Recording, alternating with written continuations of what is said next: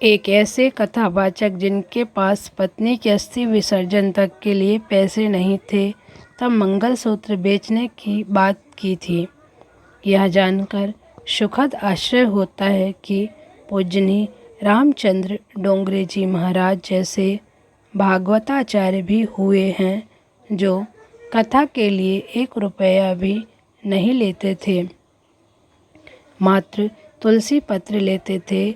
जहाँ भी वे भागवत कथा कहते थे, उसमें जो भी दान दक्षिणा चढ़ावा आता था, उसे उसी शहर या गांव में गरीबों के कल्याणार्थ दान कर देते थे। कोई ट्रस्ट बनाया नहीं और किसी को शिष्य भी बनाया नहीं। अपना भोजन स्वयं बनाकर ठाकुर जी को भोग लगाकर प्रसाद ग्रहण करते थे। डोंगरे जी महाराज कलयुग के दानवीर कर्ण थे।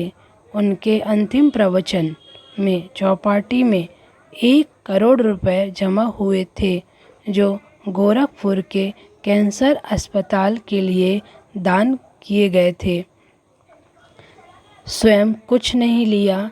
डोंगरे जी महाराज की जब शादी हुई थी, प्रथम रात के समय उन्होंने अपनी धर्मपत्नी से कहा था, देवी, मैं चाहता हूँ कि आप मेरे साथ 108 भागवत कथा का पारायण करें।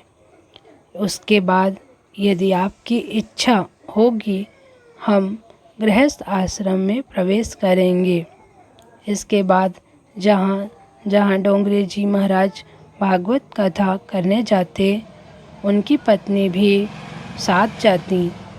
108 भागवत पूर्ण होने में करीब 7 वर्ष बीत गए।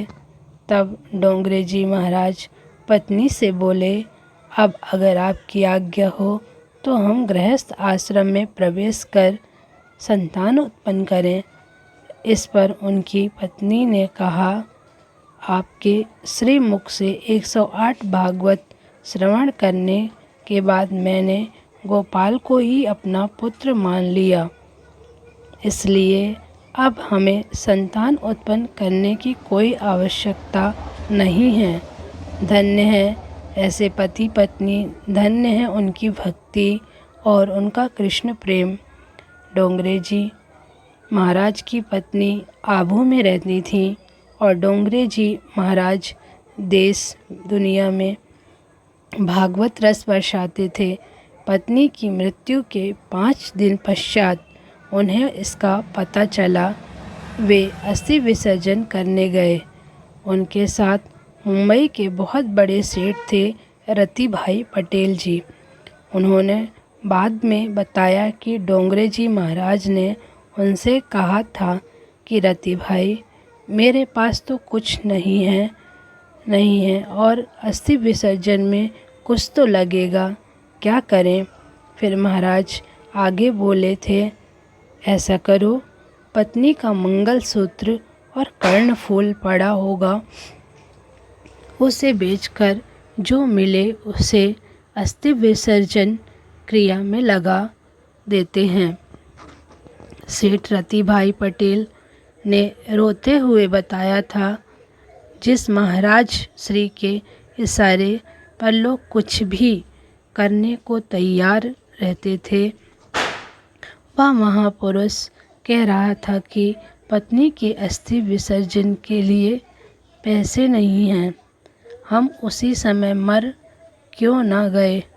फूट फूट कर रोने के अलावा मेरे मुंह से एक शब्द नहीं निकल रहा था।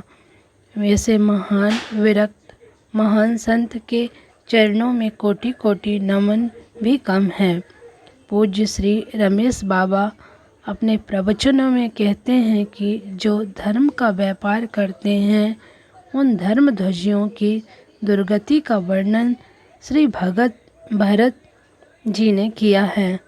प्रभु श्री राम, सीता माता व श्री लक्ष्मण जी के वनगमन और श्री दशरथ जी के परलोक गमन के बाद ननिहाल से लौटे भरत जी ने विलाप करते हुए कहा कि अगर मैंने स्वप्न में भी कभी राज पाने की कामना की हो तो मेरी वही दुर्दशा हो जो धर्मध्वजियों की होती है।